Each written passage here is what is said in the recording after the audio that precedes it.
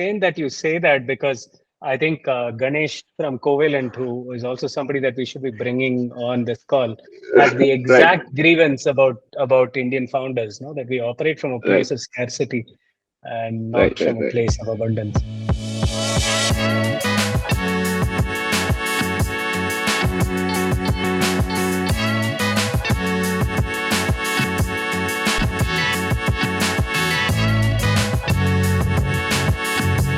Hello and welcome to the Awesome. Web3 Normies podcast. Today is a very special day, not because we have a great crypto OG in the house. It is because 5 minutes before this call, we just found out that he is also a gooner.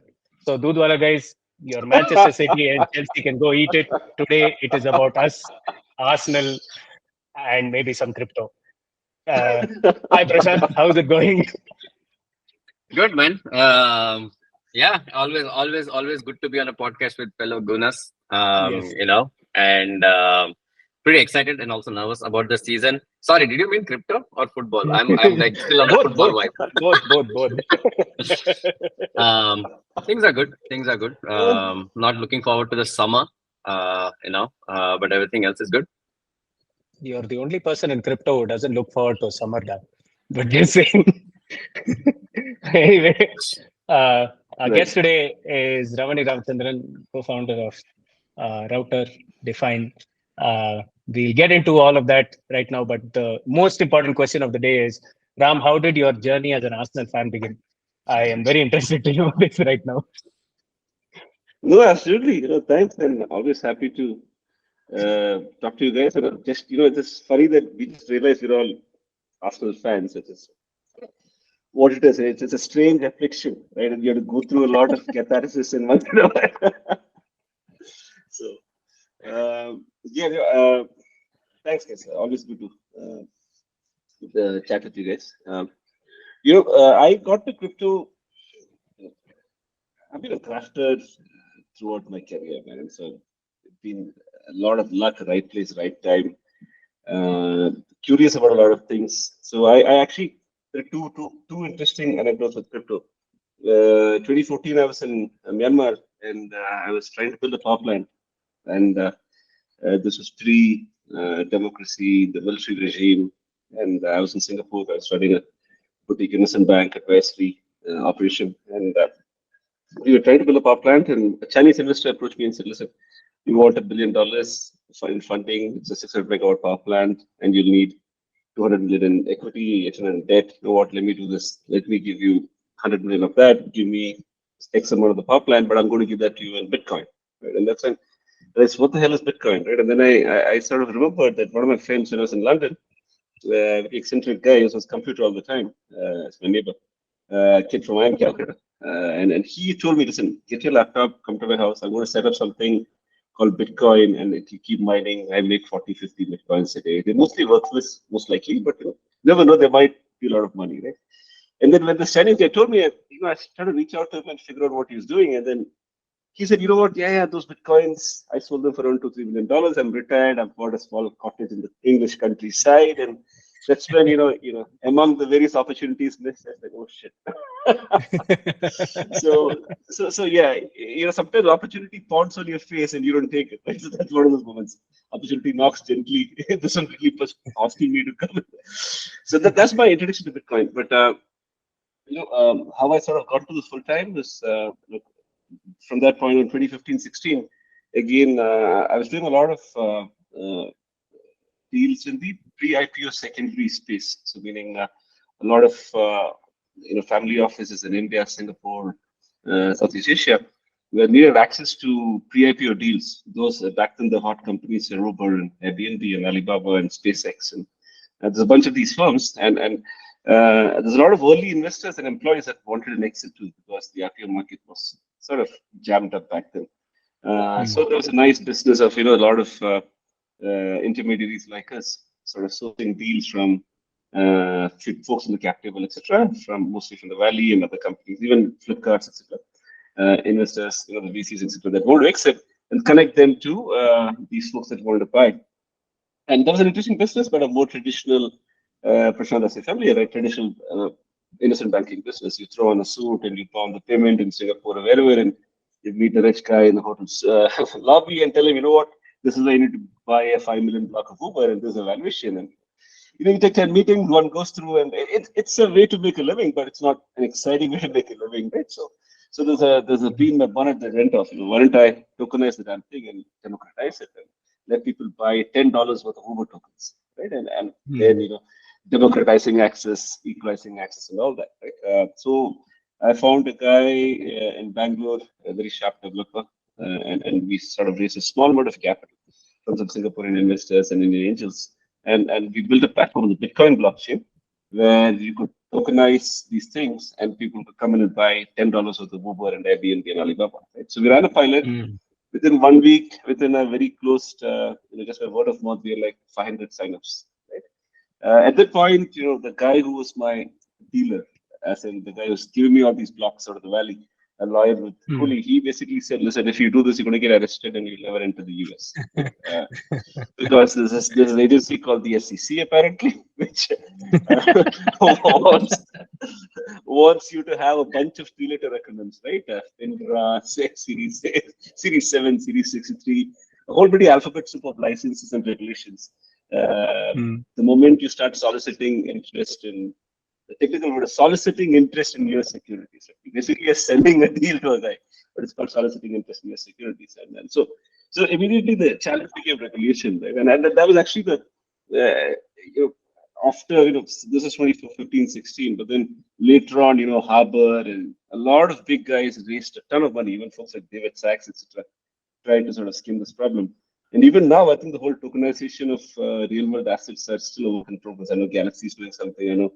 But it's basically navigating the swamp of regulation across geographies and just dotting the S and crossing the T's there, which is not really what most product guys want to do. Right? So moved on from there, but then I ended up in crypto full time because when we were pitching this idea to VCs in Bangalore and Singapore, 9 out of 10 partners or associates would roll their eyes, and then one of them would call back, Prabhakar Reddy of Falcon Access, for instance, one of them is enlisted Axel back then. So one of them would call back, this is the future. Here's 100K. Why don't you manage this in Bitcoin for me? So we've had a lot of different such conversations. So so that's how we got to crypto. We wanted to raise a fund back then, but because we were partly in India, we didn't really figure out the regulatory aspects of it. So did not go down that path, but we kept building. We built an index token called 108 token, right? I mean, in fact, one of my enduring regrets is in 2017-18 when everybody in India and everywhere else was raising ICOs and getting set up for life, right? Raising 30, 40, 50 million dollars. And I was very clear I didn't want to do an ICO, right? I mean, so clearly I was not degen enough and tried to launch an index token. So, but in a way, it's good because a lot of those guys that raised a ton of capital are now they have the money, but I know for a fact that a lot of them can't really get an audience when they launch a product or something. They won't get the so maybe it's better that way that you sort of build for the long term and have a nice something to do. So that's what I got to crypto. We've been building a ton of stuff through the multiple bear markets. We built the world's first stablecoin exchange back in 2018 on 0x called ForexDex. We built this 108 token, which is a crypto index token. We had a pretty popular newsletter called Satoshi & Co. Satoshi & Co. Used to write it every day along with my former analyst. 25,000 subscribers at one point. We had a podcast back then, and the first guest on it was Sandeep Nailiwal, and it was Sandeep's first podcast interview back in 2018. Right? Nice. So, and I kept calling him Sandeep Nailiwal. He kept correcting me, Sandeep Nailiwal. So we've been through a bunch of things. And then 2018-19, we did a lot of ARB trading, fast trying to capture the perpetual ARBs between various finance, fitness, etc. And then 2020, when the DeFi summer took off, the first thing we did was figure out what we could build, and we actually built this thing called DFYN, which is a unique clone on Polygon. And then we realized that it is not very differentiated, and you needed the in-house stack. And clearly, QuickSwap was the sort of in-house tech for Polygon, right? And uh, it wasn't an in-house tech, but I guess there was a far more closer integration at that point. So we also, we had a lot of product guys in the team, and we were ideating. Actually, back then, there were three product guys, me and my two co-founders. And one of the things that we were discussing and ideating, including with folks like Sandeep, was, how cross-chain is going to be important. That's how we stumbled on Router. And so Router took off, and then a few months later, Polygon exploded, and the Polygon team came back and said, listen, why don't you guys go DFYN as well? So DFYN is a separate track. So that's the overall context. So at this point in time, we have DFYN, we have Router, then, yeah, a team of 45 people spread across India, Dubai, Hong Kong, Singapore, a few different places.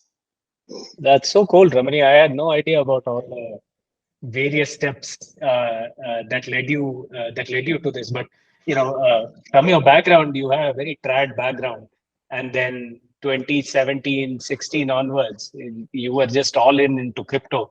What makes a man like you, who had most things sorted, want to take this plunge and spend time in this wild, wild west? Why do you become an Arsenal fan? Yes, it's a problem. Yes. But honestly, right, it just all of us have our own journeys, right? And I think at some point, you figure out that you're just not meant to work in a large company in a traditional environment and all that. That's a personal discovery aspect of it. And the aha moment is, of course, how this can potentially change a lot of things, right? I mean, you're reinventing money, right? The whole currency part of it, and how that can affect governments, and how that can affect the way the world functions, right? I was reading up Andreas Antonopoulos, right? He I loved listening to his work and reading his work. It's all, the way Bitcoin light paper came about in 2009 as a response to, and in 2008, 2009, I was actually at Moody's in New York, structuring, rating CEOs, right? So it's a bit of a Forrest Gump moment there, right? So I was there in 2008, 2009.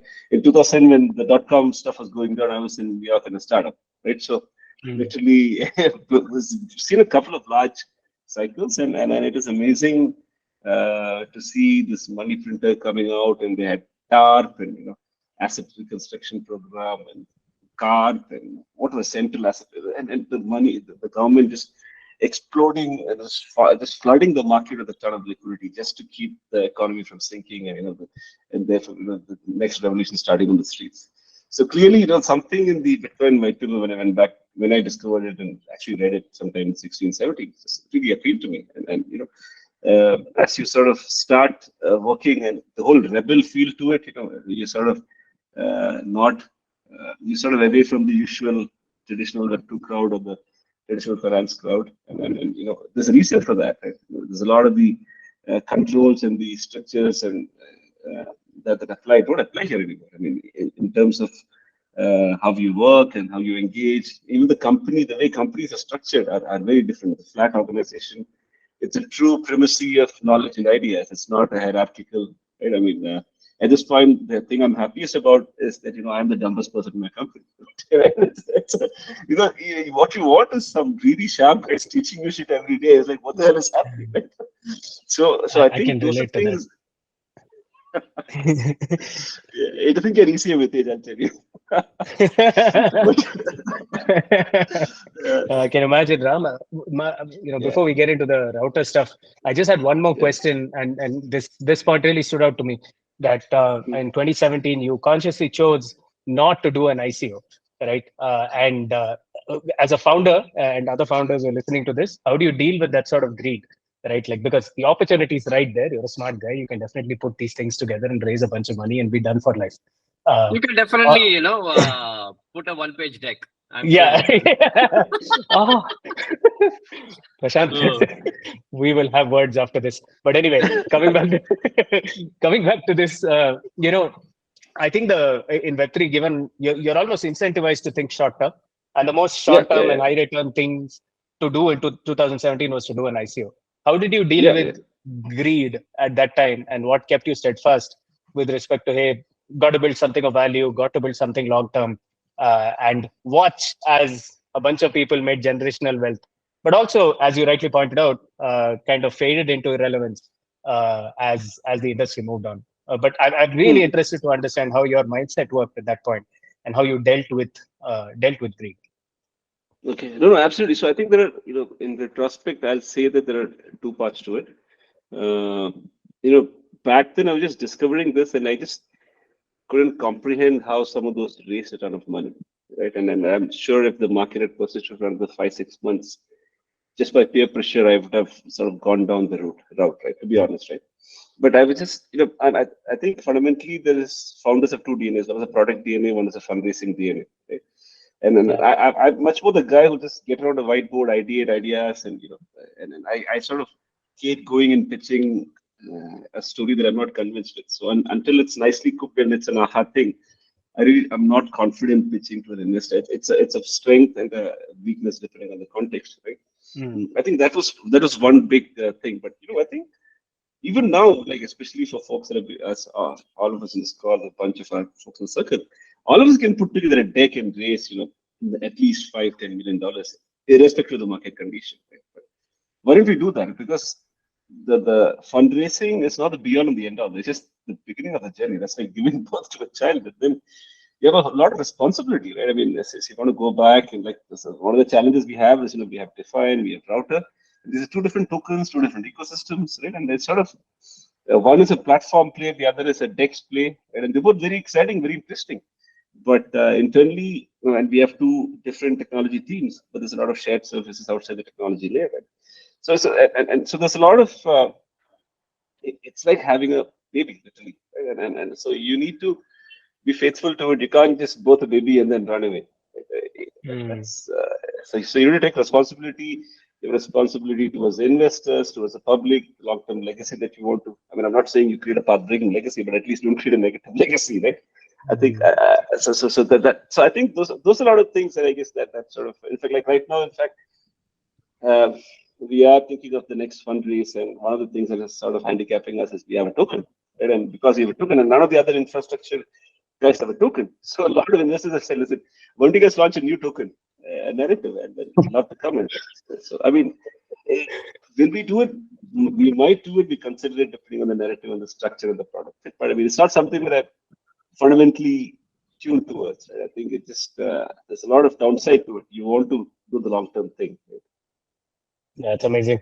Thank you for the candor. No one. This seems to be the one emotion that I struggle to deal with, which is greed. And to hear that if the market condition persisted for 6 months, even you would have been peer pressured into doing something like that. Absolutely. Is sad and reassuring at the same time. So I really appreciate the candor. Thank you for giving us a sneak peek When into I how you're doing it. when I moved from investment banking to this, my first exposure to crypto was ICOs, pretty much, right? Early 2018. And I'm like, why do people blame bankers, man? You know, I mean, of course, there's a lot of greed there as well, and you're always pushing the side of the regulation. You always want to kind of stay with it on the right side of regulation, and push it so much that the regulator comes in and makes it tighter. Here you come in and there is no regulation, and there's wild west, and I'm like, wow, this is more like 80s or 90s in banking, right? Wolf of Wall Street kind of an experience. But no, man, I mean, I don't think that's a regret. At least the way I look at it, it's like there are a lot of people who can look up to you now because you kind of sailed through this with your mindset intact, and also still here trying to build stuff, right? And I think the respect you earn and the integrity you have shown is, at least to me, much more than having generated that wealth, which hopefully will still follow if Web3 is to become truly big. So I mean, taking a slight segue here, right? So just for our audience, so DFYN is an AMM and specific to the Polygon ecosystem, and Router is a cross-chain messaging protocol, and it is. I guess we'll go into a bit more detail of that, but I mean, this is basically how how you have blockchains, and none of them are built to speak to other blockchains. Yes. You have these cross-chain bridges and messaging protocols that allow for transfer of both data and capital, and or rather liquidity across these different blockchains, and that's what Router does. Which is and this is where a lot of hacks have happened in the last few years, and I'm sure we can address that as well to some extent. But it sounds very easy. It's like building bridges between cities, but it's the point of maximum vulnerability within ecosystems. And so therefore what you guys are doing is very important in a multi-chain world, but also at the same time riddled with a lot of security-based issues that you need to solve for at all time. I just want to give that prelude to just kind of make sure that everyone gets that. If you can just slightly double click on Router, right? From your perspective, how do you look at the entire bridging landscape, right? And what I mean by that is why are, again, I kind of outlined a bit on why bridges are necessary, but maybe you can elaborate on that. And then are there any types of bridges, where does Router fall between all of this, and advantages and pitfalls? Right. Absolutely. There are bridging has, I guess, there's a bunch of generations in bridging as well. Like originally, bridging was just getting a token across from Ethereum to Polygon, and a lot of those bridges were native, like the Polygon bridge, right? or this I think Rainbow bridge. So all these, ultimately, the blockchains themselves created these bridges, right? Like if you create a nice island of Manhattan, the early days of Jersey City, those guys, the developer ended up building a bridge, the real estate developer. Right, so I think you have, those are the earliest bridges, but then a lot of guys figured out that you need to sort of help tokens move freely between chains, a bit like how folks go between cities, right, from BKC to Bombay, or within Bombay, within Bangalore. The Marthahalli bridge in Bangalore. I'm sure you guys. And they are typically choke points, right? And so there are the first generation of bridges are primarily asset transfer bridges. The first one we built way back in 21 was also basically you could swap from Ethereum to 3 or 4 different chains. You could transfer it, you could swap, and then the swap part was literally you could go from token A on one chain to token B on another chain. That's a swap, and token A on one chain and token A on another chain is a transfer. And it's not a huge difference, but it's becoming a bit of a difference. But so the asset transfer functionality was the primitive, that's still the dominant use case. And then, a lot of the current generation of bridges are what I think one of the reports called it AMB, arbitrary messaging bridges, right? And so that's where most evolved bridges are going, and that's where Router also is, right? We are a generic cross-chain messaging infrastructure, right? And we have, in fact, the bridge that Router has built is called Voyager, which is basically the one that lets folks transfer, go from chain A to chain B, etc. Right? There are the other categories from a security perspective. They say trust is a spectrum, right? So you have completely trustless light client bridges, right, which use ZK, and then sort of optimistic rollup. That's the other approach on the trustless side. And then you have externally verified bridges, right? That is what a Router would be, or Axelar would be, right? Layer 0 would be the former category. It's a light client bridge, natively verified, etc. So Router is a blockchain messaging system, which sort of is its own protocol or blockchain sitting on top of Cosmos. So Router uses the Tendermint consensus, and Router has its own set of validators that enforce security. It uses the 2x3+1 security threshold security that POS bridges uses. So we are a POS based messaging system. Right? The one thing that is exciting about Router is we are because we've been building or working on Router for almost 2 years now, more than 2 years now. Right? So we've seen a bunch of iterations. We sort of internally foresaw the hacks that would happen, pretty much all the hacks that would happen. In fact, we were able to go live, incentivize liquidity on the testnet, but then we realized there was something with upgradable contracts. There's something with the way the keys were stored, etc. So the first version was actually a proof of authority bridge. There were four or five validators and a couple of validators run by us, right? Which is when we sort of went back to the drawing board and sort of thought through how we could come up with a framework that actually made sense from a long-term perspective.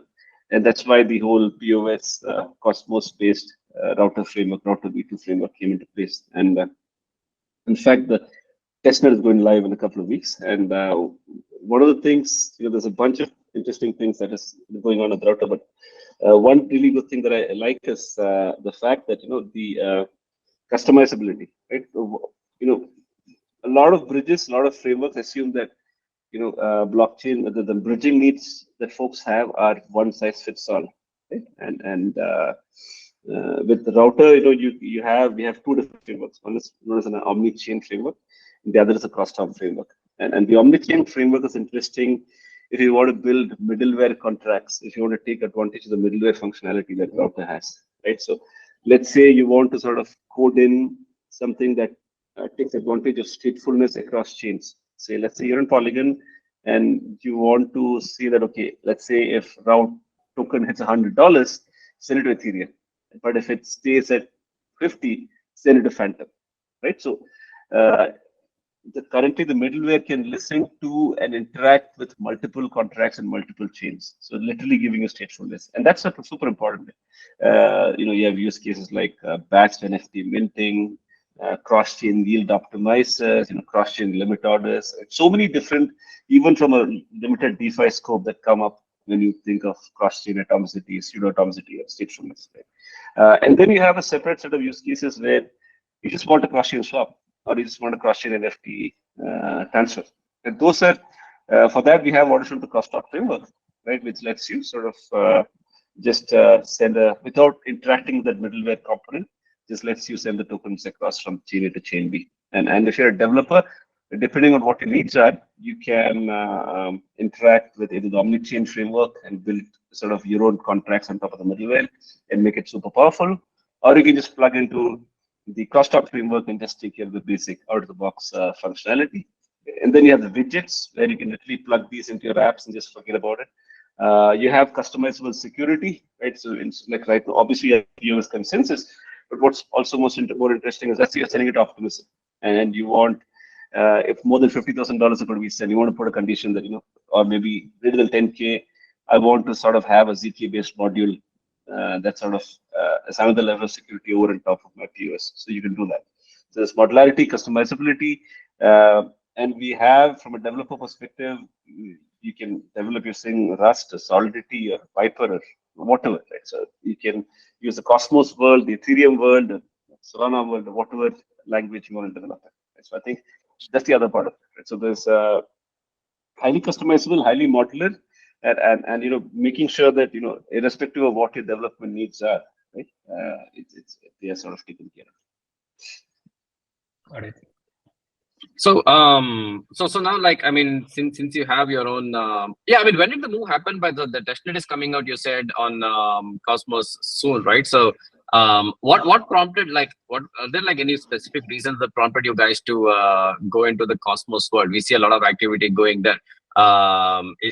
Was there like any pivotal moment you looked at, like, your competition, and you thought there are certain things that are not being solved properly, but you could by kind of moving to Cosmos? Was there like that kind of a moment, or was it more like, this just adds more utility to us and therefore let's go there? So a couple of things, right? I mean, we'd always been building in the EVM world, and we're sort of intrigued by Cosmos, and the fact that you had different blockchains. So the Cosmos was one, Polkadot was one, Algorand was one. All beautiful systems with their own strengths and benefits, right? But Cosmos particularly appealed because it's just super customizable, and I guess the most important reason was the guy who joined us. He was actually a core team Polygon, Venkatesh, the chief blockchain architect. Known him from 2017-18, and then he spent a ton of time building Injected's Cosmos chain. Right. And then we ended chatting with him, and we were brainstorming with him, and we said, do we want to build a EVM-based ZK thing like a lot of folks are doing, or do we want to sort of build a Cosmos thing? And The one thing that really appealed about Cosmos, in addition to its EC, the customizability, how easily you could spin up your own chain, was, if you want to connect to non-EVM chains, you will end up doing EVM chains anyway. But there are going to be non-EVM chains, and that's why, and you can see that Aptos and Sui and all those guys, right? So, which is why, the Cosmos thing seemed like a better fit if you want to sort of play in the non-EVM world as well. And then the Cosmos, the folks behind, it seemed like a fairly supportive, more cogent ecosystem, right? With Ethereum, who do you speak to? There is no entity. It's completely very decent, right? With Cosmos, at least you can go to the Cosmos meetup, you can meet up Zaki, Sunny, some of these guys, and you just talk to them. Right? And I think that is part of the reason why a lot of folks are going to the Cosmos ecosystem. That's very interesting, because everybody actually talks about how chaotic the Cosmos ecosystem is, in that it almost exists as silos within the same ecosystem that don't talk to each other. But your experience has specifically been go to the founder of Osmosis. You can actually go and talk to Zaki, and then they would essentially help you out. Can you double click a little bit more about that? Because what it sounds like you're saying is that the non-EVM side is pretty much unlocked if you build on Cosmos, as opposed to you're going to do the EVM thing anyway, because that's where all the users and liquidity is. But then if you want to truly capture the non-EVM side, you probably want to build on Cosmos. That's a very interesting perspective. Tell us a little bit about that experience after having made the choice. How exactly do they help you onboard? And how easy is it to integrate within the community? Oh, I mean, trust me, it's not easy. So maybe I should explain that. So in Ethereum, if you want to build something, right? I mean, it's a far wider ocean. I mean, there are key opinion leaders, there are key influencers, or key folks like in Polygon, for instance. 3 years ago, when you want to build, you spoke to Sandeep or Jim, right? And so in Ethereum, who's that person? Right?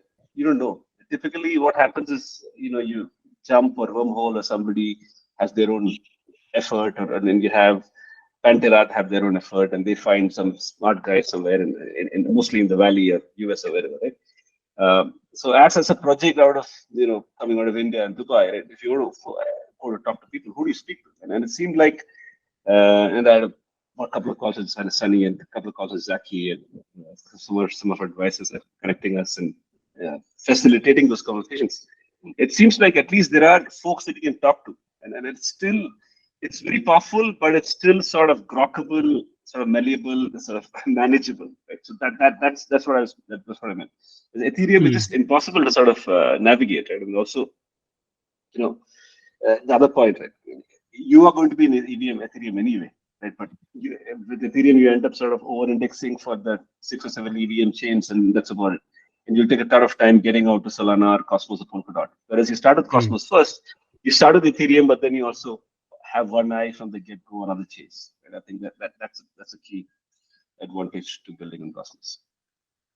That's awesome.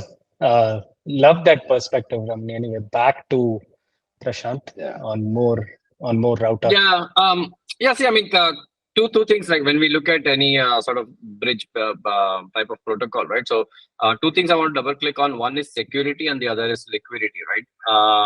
And when you speak about security now, of course, I mean, I don't want to go into details of why some of these hacks happened. It could be a bit too technical. But we saw what happened with Wormhole. We saw what happened with Ronin. How do you guys think about security from like first principles, right? Because to me, I don't think people will mind if the bridging is slightly slower or slightly more expensive. If you can provide them the most secure type of a bridge, right? Is full security, is that like a utopian concept when it comes to bridges? And how do you think about solving for security at router? No, absolutely. I think it's a broad question, and then I'll sort of try and take bits and pieces. I won't even try to give a top-down structured answer. There's an architectural issue, there is a practices issue, and a framework. But I think a few things that we noticed is something I alluded to earlier, right? When we first built, when we launched V1 sometime in May 21, I was like, guys, let's do this. This thing is working. Let's go mainnet. Let's incentivize liquidity. Let's tell people to put some liquidity pools here, give them rewards, ask them to bridge. But the team was like, there's no bloody way we're going to do that. Right? Let's get audits. Let's get full process architecture review, even formal modeling, right? And then thankfully, they forced me to do that, right? Because it was very raw. In fact, a lot of the bridges that rushed in and then sort of incentivized liquidity, etc., got cleaned out, right? I mean, some of them got acquired by Wormhole, another one got acquired by, well, Wormhole is, I think, Harry was saving a bunch of bridges, after their Terra fortunes, I guess.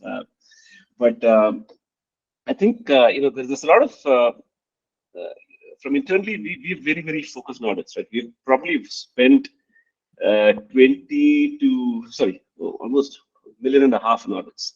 And Halbon, Hacken, Certic, Oak, Zelic, Immunify. I'll tell you, the maximum bang for the buck is always the Immunify audits because it's open source and there is a bounty, and the smartest programmers are always not the hire for rent contract programmers that audit firms typically have.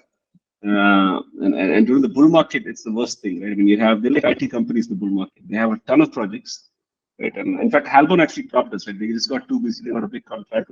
Sorry, I'm just blunt, man. I'm just stating facts as it is. So if somebody's offended, that's what it is. But I mean, don't change, Ram. Never change. This is awesome.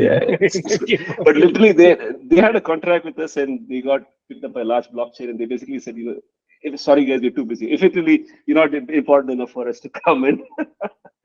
So obviously now if they want to come back, sorry, not happening. So the thing with the model though, and I can understand why it's important. I mean, I'm not saying I would not have done that. You got to be in their position to understand what they're going through.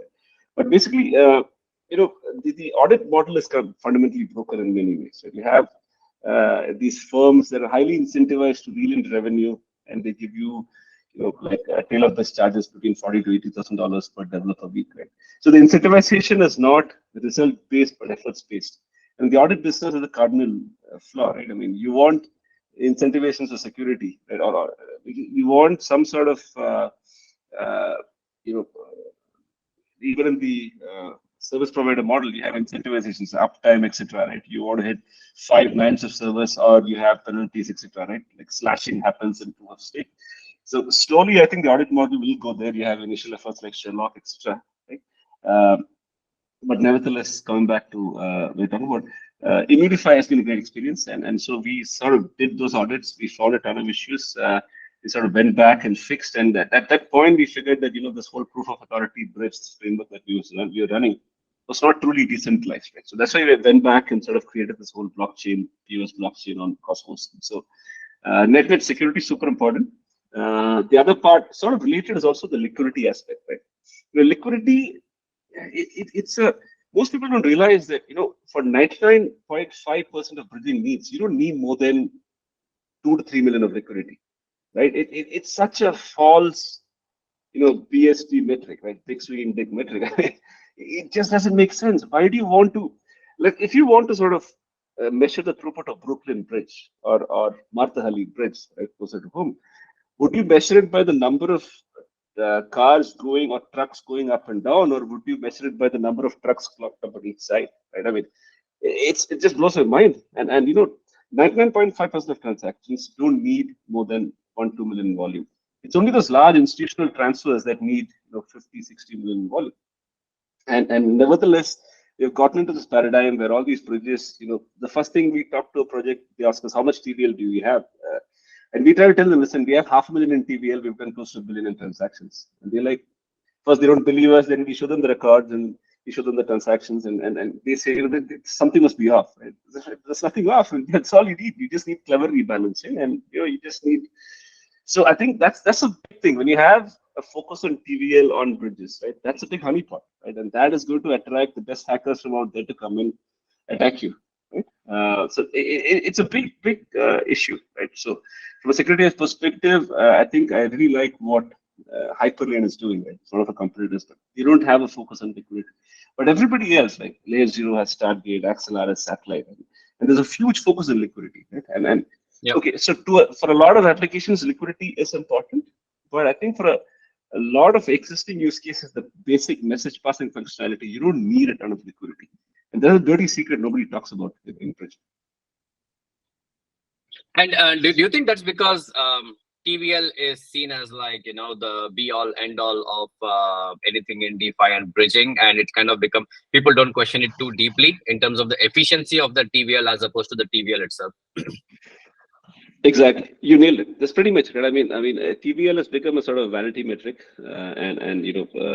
it's an easy metric, right? It's a lazy narrative. So how you're a bridge, you have how much you have 500 million locked trade. I mean, but what's the efficiency of the transactions on the bridge? Right? Yeah. Correct. And also it exposes you to like hack vectors as well. I mean, of course, why would anyone go for 1 to 2 million here if they could go up to 500 million there, right? And that's fair. And how you said 99.5% of the time this is enough, right? Now, as we are here and like say entire crypto grows 10x, do you expect this 99 the 99.5 number to be the same, or it reduces but not much, only till 99, and therefore what you guys provide in terms of efficiency should still be sufficient? Like, I'm just trying to get a sense for like the edge case, right? Yeah. No, so there are two parts to it. I mean, I'm not saying liquidity is fundamentally bad. I'd love to have liquidity, right? But I just think that the way that liquidity needs to be incentivized with tokens, that's again that same DeFi 1.2 game that you just have some farm and so you need it needs to be thoughtful liquidity, it needs to be protocol control liquidity that is sort of owned by the protocol and at risk by the protocol, right? To your question, though, I think the bulk of the volume, the 90-20 rule, right? Maybe the 99.5 becomes 96, 95, right? But it's not going to fundamentally change, right? I think you're worried about the individual transaction size, and it's going to be right now, for instance, let's say 2,000 transactions of $1,000 to $1,500 each.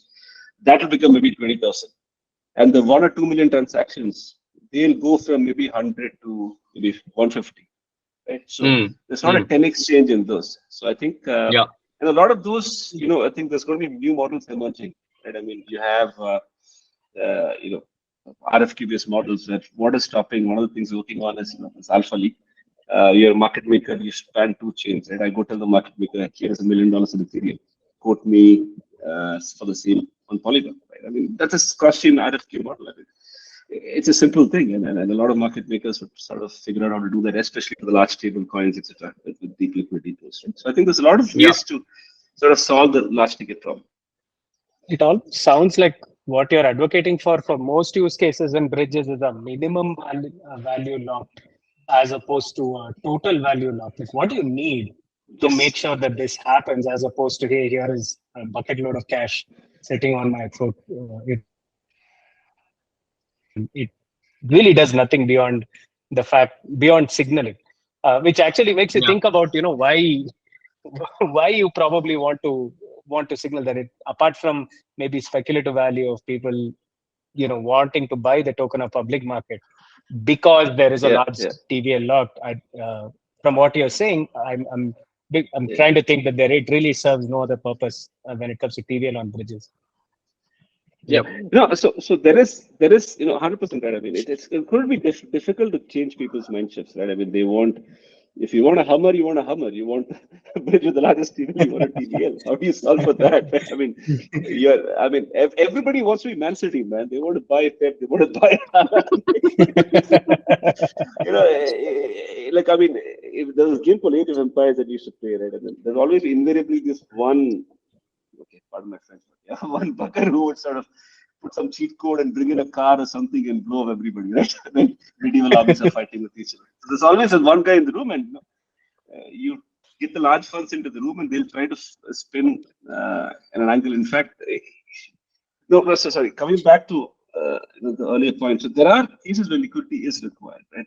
But I think those are still maybe less than 3 to 4% of use cases. And going forward, there might be use cases that get built that sort of take care of cross-chain capabilities. For instance, imagine truly cross-chain DeFYN, right, or a Uniswap or a cross-chain DEX. And in that case, for instance, you really want liquidity on multiple chains, right? Or let's say you want cross-chain yield aggregator. Right? But even in that scenario, I don't foresee, and even in that transaction volume, I don't think you need a ton of liquidity locked on the bridges themselves. Right? So a lot of that is also to do with architecture, how siloed you are, how the messaging system is from the fund system, etc. Right? So but it's an easy narrative. It's an easy peg for people to make investment decisions, right? And I think it's a headline metric. Right? And how do you? I mean, does having low TVL in any shape or form impact the spreads that you provide on these, cross-chain swaps, or is it still like fairly competitive? Not at all. I think a lot of our optimization efforts are around the gas cost, optimizing the contracts, right? For instance, right now the bridging space has become like the airline space, right? With that I mean we're like the guys building airlines, and then there's a couple of guys who build aggregators, Expedias and Make My Trips, and they are capturing a lot of the value. It's a low capital, high margin model, right? And I think currently that's the. I'm not saying it's always going to be the case, because with aggregators, there's going to be 10 other aggregators, and there's always going to be a challenge for them to sustain. And the Web3 crowd is notoriously frequent. They're going to do a price comparison, they go with the lowest cost every single time, right? So a lot of our challenges around how to minimize the speed, minimize the cost and the speed, and maximize the safety, right? And so to that extent, again, 99.5% of needs get topped out between 1 to 1.5 million liquidity. It's not a constraint after that. The constraint here is how we can optimize the code without compromising security.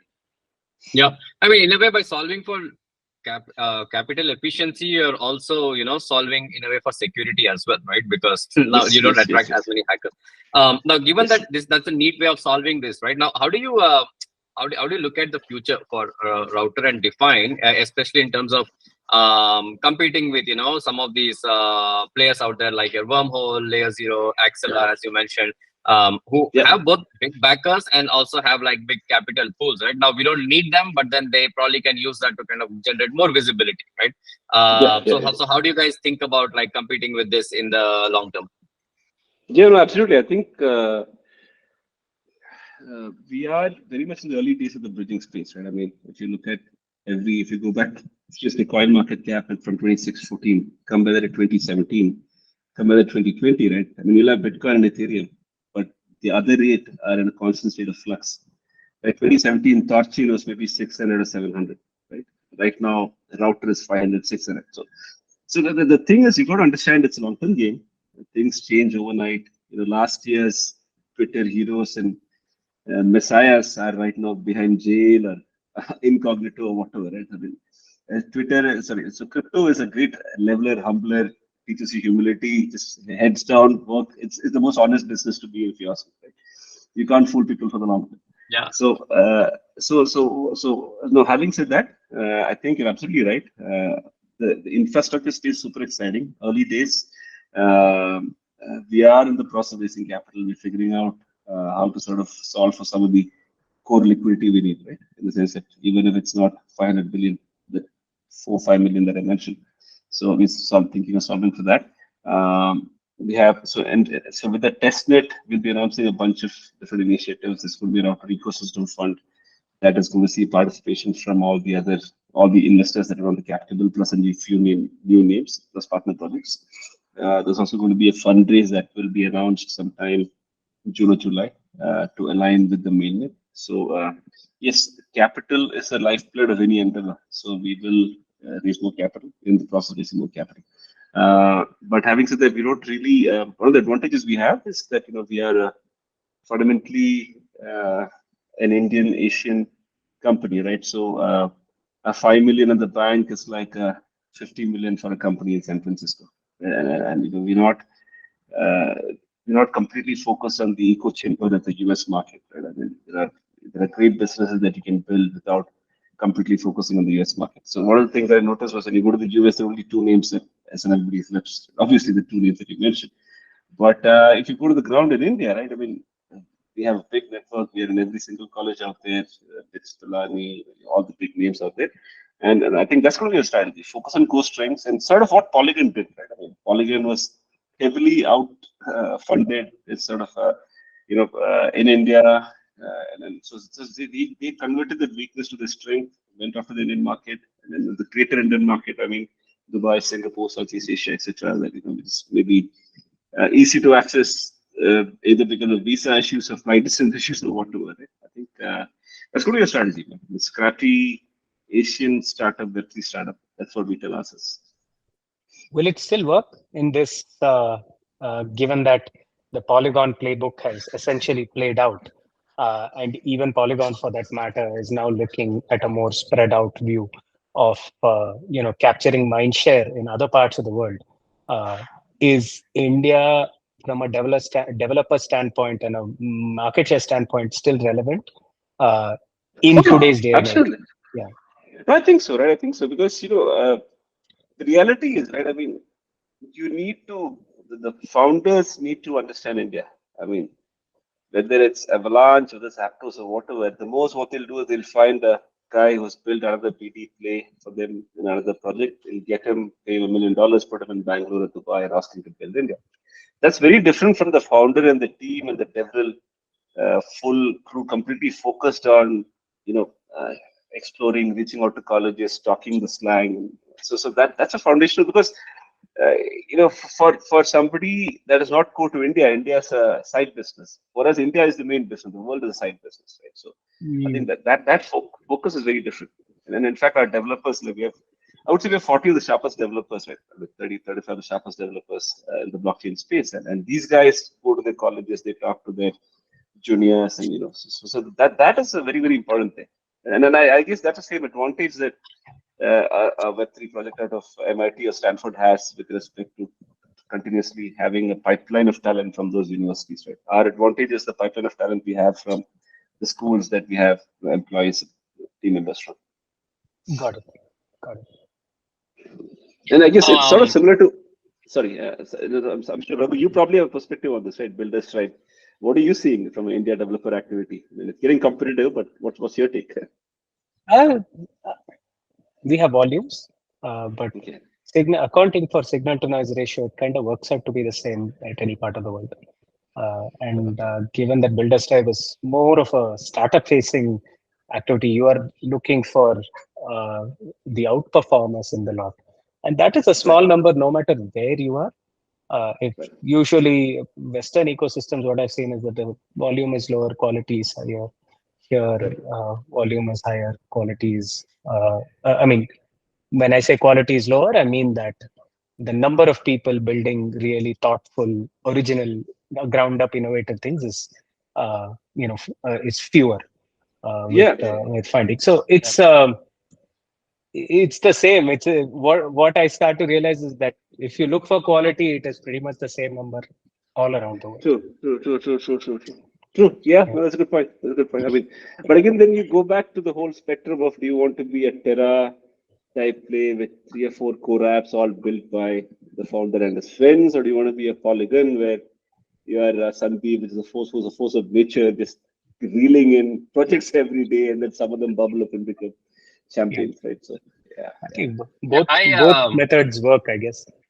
Yeah, both work, but I think the better de-risking method is probably the first one, right? Because if you can bootstrap your network internally and then open it up, you are more in control of that, right? Because Sandeep, like you said, is a force of nature, and those don't come across that often. Yes. We are still looking. no one to be found. And that's it. I mean, having said that, like you said at the beginning as well, right? They had like some sort of an integration with QuickSwap as well, so they did kind of like help them as well, and I think that is important. Like from your perspective, right? Are you looking like does the business development concentrate more on like developers and startups? Guys, come build your apps on now this new router chain, because now you get access to liquidity and data messaging across all of these chains in one place. Or you're like, okay, let them do that, and my BD is more towards the users to kind of tell them what router is all about. No, I think it's the first one. I mean, developers are the core audience, right? Ultimately, we're a platform B2B play, and our pitch is actually, just to be clear, and we're not saying we're better than any chain.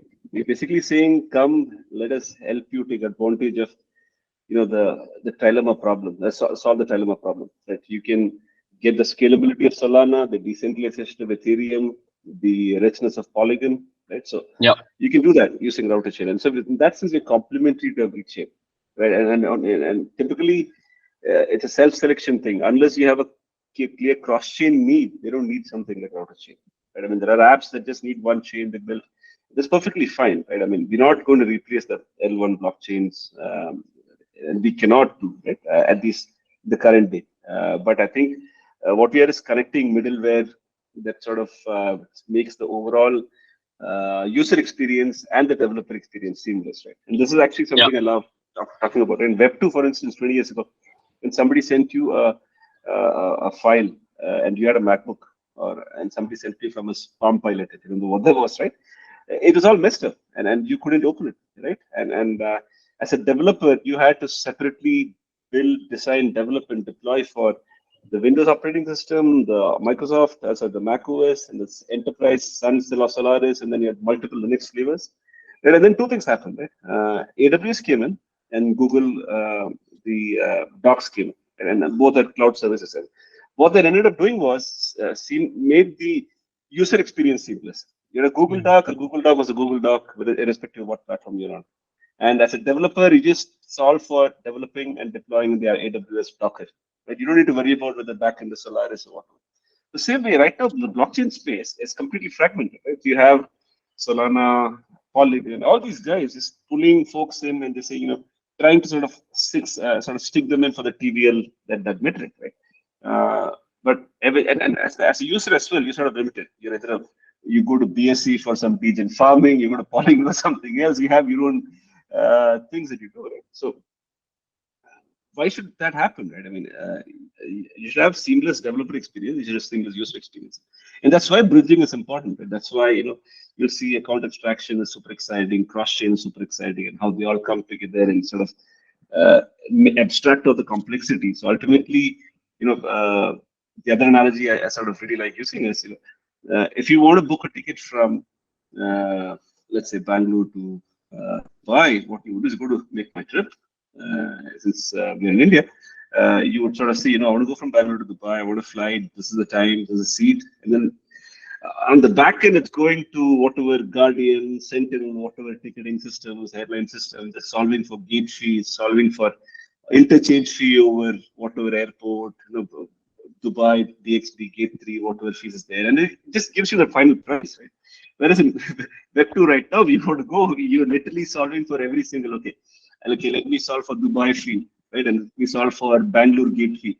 Okay, while I'm flying, you get a message. You want to speed up your transaction. It won't go through. You have to fly back. So it's a complete mindfuck of the situation, right? And then I think that's where cross-chain and account abstraction come to beautifully, right? You have a lot of folks that don't want this, and I think that is critical for cross-chain and account abstraction, in my opinion. In addition to UI, better UI, it's critical for the next the 90%, 95% actually come into it.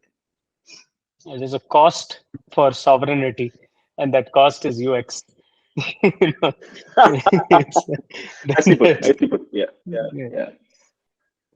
Anyways. Oh, that's super good, man. I think we're also like towards the end of this, right? I mean, I'm kind of already thinking of like multiple tangents in my brain, but I think I'll kind of like control myself here. I think it's kind of pretty clear. I mean, you also have like an angle now, like, so it's like a lot of modularity based optionality you're providing for developers. Then you have your messaging protocol with like an efficient liquidity attached to it, which kind of answers for security itself.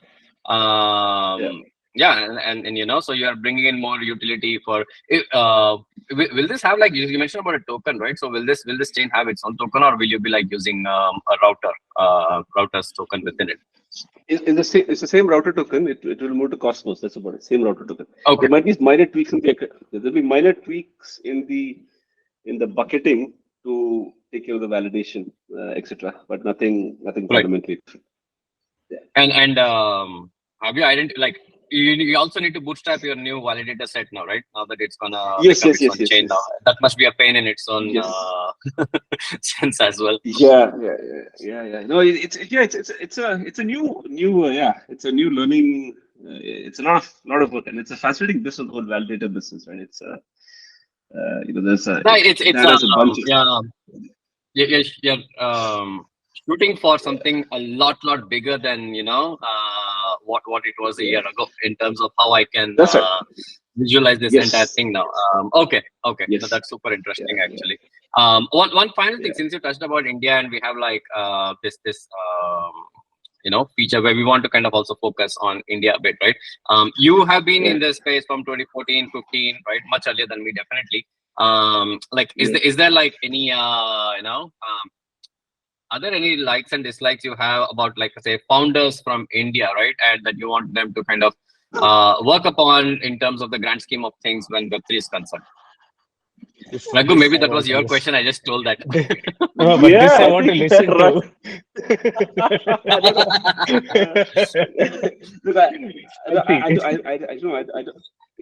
I don't think likes and dislikes. I just said this. It's just seeing. I've a gray hair to sort of at least begin to comprehend that you can't generalize any. We're all a complex at this point. Where you are at this point is a complete mixture of what you've been through in life and what you've seen and all that. Right? But I think especially the current generation, you haven't seen the scarcity that maybe even our generation saw and the previous generation saw, right? So I think we are slowly moving from the scarcity to the abundance mindset, right? And that's a very important thing. Right? I mean, if you have an abundance mindset, you take things in a more layered fashion. You don't chase every single opportunity. It can be as small as trying to maximize a conference by getting 100 business cards and not following up. That is a scarcity mindset. You can FOMOing in, right? I mean, you won't have 1 or 2 meaningful conversations. You don't want 50 random conversations, right? Or it could be doing 10 different things at the same time. So, and a lot of these things I keep telling myself as well, right? Because I sort of catch myself sort of veering towards that, right? And I think generic is probably applicable to all entrepreneurs everywhere. The mistakes that I've made, right? All of us make as we go through the journey, right? I think have an abundance mindset, not have the scarcity mindset. Right? I think a lot of the Indian entrepreneurs is very good at hustling, and so sometimes you sort of tend to take that too much, and I think that's, again, you see that in this part of the world, right? It comes from a couple of centuries of relative economic disempowerment. We put it that. That's insane that you say that, because I think Ganesh from Covalent, who is also somebody that we should be bringing on this call, has the exact grievance about Indian founders, that we operate from a place of scarcity and not from a place of abundance. I mean, I have sympathy for that mindset, like that. I feel our upbringing is such that it's hard to break out of that mold. But also tending too much towards abundance also is a problem. I feel like finding a balance between the two is I agree. And I think hustle is always good. I mean, in your 20s, you should be hustling. I mean, don't be embarrassed. Just go talk to people. Just get stuff done. But I guess once you've sort of found the broad sweet spot, right? Spend more time on building. I mean, I think JD had a very nice tweet a couple of weeks ago, JD of Polygon, right? Indian founders or founders everywhere. Spend more time, if you raise capital, spend more time building and less time chasing conferences and events, after parties to attend to. Right? I mean, but try convincing a single 24, 25 something. That's the whole. I keep telling a lot of these young founders, and look, I mean, I completely agree with what you're saying, and also I feel there is a lot of breadth, but depth is not something that is chased enough, right? I keep telling a lot of folks in Web3 especially that they will all have like a midlife crisis a lot sooner than any of us right now. I don't think Prash has had his midlife crisis yet. He's more happy than what he's authorized to be. Like, I've never met a happier. But he came from innocent banking, so he's having a midlife opposite of crisis, but he's enjoying it. Yeah, man, I've been through my crisis, through my phases. I would say, I'm definitely wiser. Another that's proxy for old, I guess. But anyway. Yeah. Anyways, Ram, it was an absolute pleasure having you here. I feel like we learned a lot about bridging, and especially something that really stood out to me was, your founder mindset, also focus on vanity metrics and bridges. I felt like that a lot of listeners will take that away from here. And again, mindset of abundance versus mindset of scarcity. It makes a return visit to our conversations pertaining to India. So This was awesome, Ram. Thank you so much for joining us, and we will catch you all on the next episode with Web3 Normies. Wait, before we just sound out, I should probably have mentioned this at the beginning. So Woodstock is an investor in Router for full disclosure, just so you know, everyone's aware. Yeah. Now we're done. Yeah. Now we're done. Way to bring up a disclaimer, man. I've only been doing podcasts like very recently, right? So it doesn't come very naturally. So these plugs for me. So I'll get better at it. Dude, but is this a thing that you have to do disclaimers in podcast? I think I should. I don't want to like have a discussion with Rajesh around this, but I'm very sure. Okay. No, it's the right thing to do, in my opinion. Okay. Made a note. Anyways, see you all, guys.